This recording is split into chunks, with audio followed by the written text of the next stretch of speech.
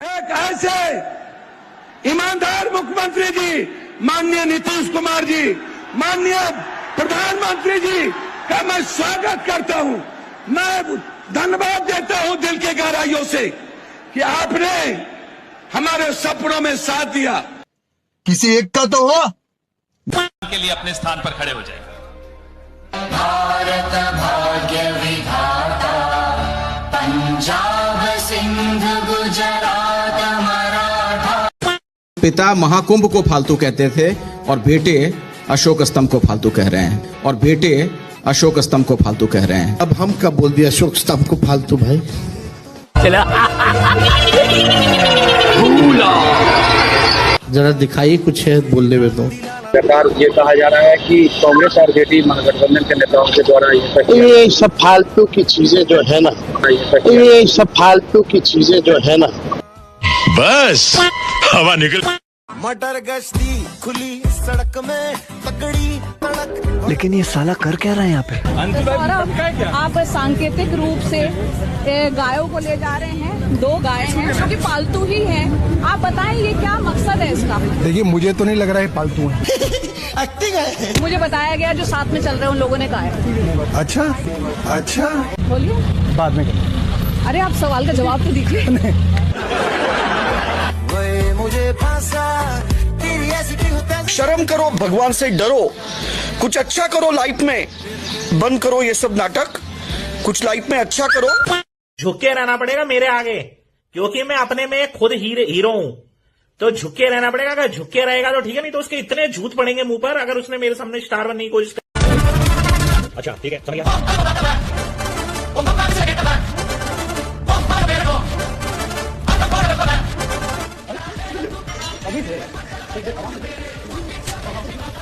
कहना है कि मोदी जी को जितनी भी बर्थडे विशेज आई हैं बॉलीवुड स्टार्स और स्पोर्ट्समैन की, वो मोदी जी की टीम के कहने पे आई हैं। तो जरा मुझे ये भी बता दो कि ये जितने लोग विश कर रहे हैं इन्हें भी मोदी जी ने ही फोर्स किया है क्या?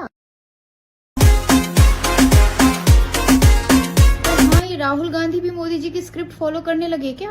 भाई को जन्मदिन है भैया, और भाई हमारी तरफ से भाई है ढेर सारी शुभकामनाएं।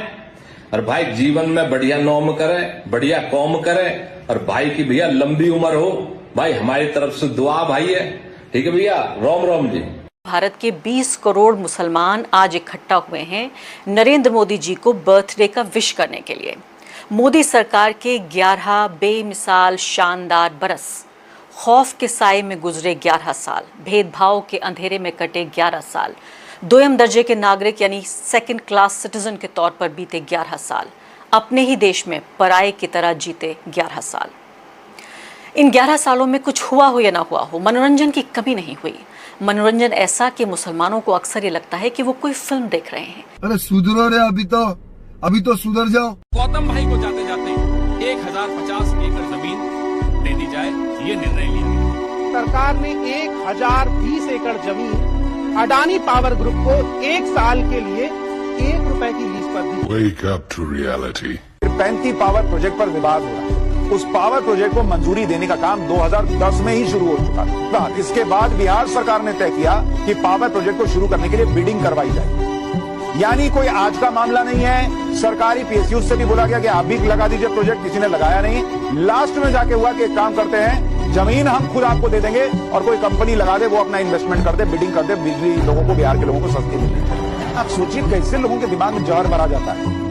इन्होंने देखो 1 रुपया में दे दिया अडानी को जमीन। यार मुझे सब बोल रहे हैं कि आप मोगली जी को बर्थडे क्यों नहीं विश कर रहे हैं, आपने मोगली जी को हार्दिक शुभकामनाएं क्यों नहीं दी जन्मदिन की। मोदी जी तो रो रहे होंगे क्योंकि एक भाई बर्थडे विश नहीं किया।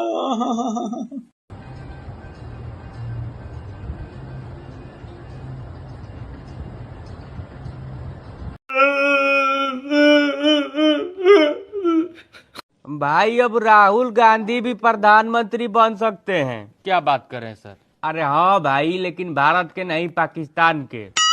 पाकिस्तान के? वो कैसे? अरे पाकिस्तान में इनका बड़ा बड़ाई है।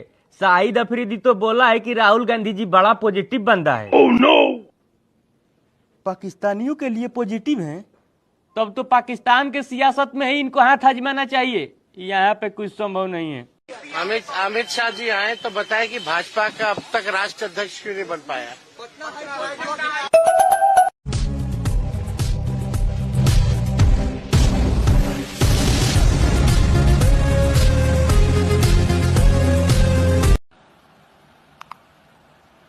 टारगेटेड डिलीशंस हो रहे हैं। कांग्रेस पार्टी पर आनंद में अटैक किया, टॉप 10 बूथ्स जहां सबसे ज्यादा कांग्रेस की स्ट्रेंथ थी वहां टारगेट किया, और 2018 में पिछले इलेक्शन में 10 में से 8 बूथ कांग्रेस पार्टी जीती थी, और इन 8 में से इन्होंने 6000 लोग उड़ाने की कोशिश की। ये कोइंसिडेंस नहीं था, ये प्लान था और ये सेंट्रलाइज तरीके से किया जा रहा है। आप कहाँ के ज्ञानी बाबा? अभी हर कुछ मिल रहा है, जिसको एक बित्ता जगह जोता नहीं है वो भी जितना आनंद में है, जितना 5 बीघा वाला 10 बीघा वाला खुशी होगा उतना खुशी में वो भी गरीब है। सब कुछ मोदी के राज में। हाँ। हम लोगों को जब तक जिंदगी रहे भगवान से वंदना करते हैं जो सदा मोदी जिंदाबाद रहे, सदा मोदी जिंदाबाद रहे। एशिया कप नहीं खेलेगी पाकिस्तान की टीम, ये देखिए बहाना मिल गया। एंडी पाइक्रॉफ्ट जो कि रेफरी है उनको लेकर ये शिकायत उन्होंने की थी पिछले मैच में, अगर आपको याद हो भारत पाकिस्तान के बीच के मैच को लेकर रेफरी एंडी पाइक्रॉफ्ट की उन्होंने शिकायत की थी। आईसीसी ने साफ कह दिया उनके खिलाफ कोई एक्शन नहीं लिया जाएगा। आज पाकिस्तान का यूएई से मैच होना था और अब पाकिस्तान इस मैच में नहीं खेलेगा। अब पाकिस्तानी टीम जो है वो नहीं खेलेगी एशिया कप। हमारे प्रधानमंत्री जी का बर्थडे है, चलिए बहुत अच्छी बात है, क्योंकि उम्र इतनी लंबी हुई हम किसी के लिए बददुआ तो नहीं करते। पर मुझे एक बात समझ नहीं आ रही है, मतलब काफी सारी दिल्ली सरकार ने भी, और काफी दिल्ली सरकार ने तो यहाँ तक ये भी बोल दिया है कि दुर्गा पूजा में उनकी पूजा की जाए, मंदिरों में पंडालों में लगाकर उनकी पूजा की जाए। चलिए खैर ये तो बहुत ही बेगैरत वाली बात थी, वो तो छोड़ दीजिए। दूसरी बात ये बोला गया है कि जो प्रधानमंत्री जी जो है उनके सारे स्कूलों में उनके बारे में पढ़ाया जाएगा, और उनका पाठ पढ़ाया जाएगा। मतलब क्या पढ़ाया जाएगा, मतलब आप क्या सिखाएंगे बच्चों को ये सिखाएंगे कि वोट चोरी कैसे करते हैं, या फिर बच्चों को ये सिखाएंगे कि भाई हिंदू मुसलमान की दंगे कैसे कराते हैं, झगड़े कैसे करवाते हैं। अभी बता भाई, अभी बता। तो तू क्या चाहती है, ये सिखाएं कि आलू से सोना कैसे बनाया जाएगा, या फिर ये सिखाएं कि एक ही पार्टी के घर के लोग ही अध्यक्ष खेल रहे हैं, या फिर ये सिखाया जाए कि एक ही पार्टी पूरे देश को कैसे खाती है, ये सिखाएं। चल बकचोदी कम कर, अब बर्थडे विश करना है, ये तो गिफ्ट लाइए। भाई ये जर्मन कॉकरोच तो मोहल्ले के जलने वाली चुगली आंटियों से भी ज्यादा जलनखोर निकला। मेसी से लेकर मोहम्मद सिराज, न्यूयॉर्क से लेकर लंदन, ट्रम्प से लेकर पुतिन, और यहाँ तक दुनिया के अलग अलग शेफ्स ने पीएम मोदी के बर्थडे में तिरंगे के आकार का केक बनाकर पीएम मोदी का बर्थडे सेलिब्रेट किया। मोदी जी के बर्थडे को एक इंटरनेशनल इवेंट बना दिया। लेकिन जर्मन कॉकरोच की जलन देखो, बर्दाश्त नहीं हुआ इससे। बिल्कुल जैसे हमारी मोहल्ले की आंटियां जलती है ना, जैसे आप नया गाड़ी ले लो तो मोहल्ले की आंटी का मुंह कैसा हो जाता है, बिल्कुल वैसा ये जर्मन शेफर्ड हो गया। और आकर इसने ट्वीट भी कर दिया, अबे कम से कम अपने मालिक को तो देख लो, जो तुम्हें बिस्किट डालता है, जो तुम्हें रोटी डालता है, तुम्हारा मालिक भी तो उनको बर्थडे विश कर रहा है। क्या तुम्हारे मालिक पर भी प्रेशर बनाया गया था?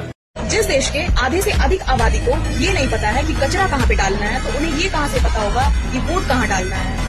वोट कहाँ पे डालना है ये हम भारतीयों को बहुत अच्छे से पता है, लेकिन कचरा कहाँ डालना है वो डालना है जरा मुंह में। जी हाँ, मेरा नाम शाहीन बेगम है। क्योंकि है ना बहुत अच्छा किया है प्रधानमंत्री जी ने, क्योंकि हम जैसी महिलाओं के लिए 1250 रुपये भी कर दिया, और बहुत सारे काम ऐसे खोल दिए जो कि हमें है ना बहुत घर में जीने का और घर में बोलने का अच्छा वो मिला है। नहीं तो एक पर्दे में रहने वाली भी कुछ कर नहीं पाती, अब हम पर्दे में रह के भी काम कर रहे हैं।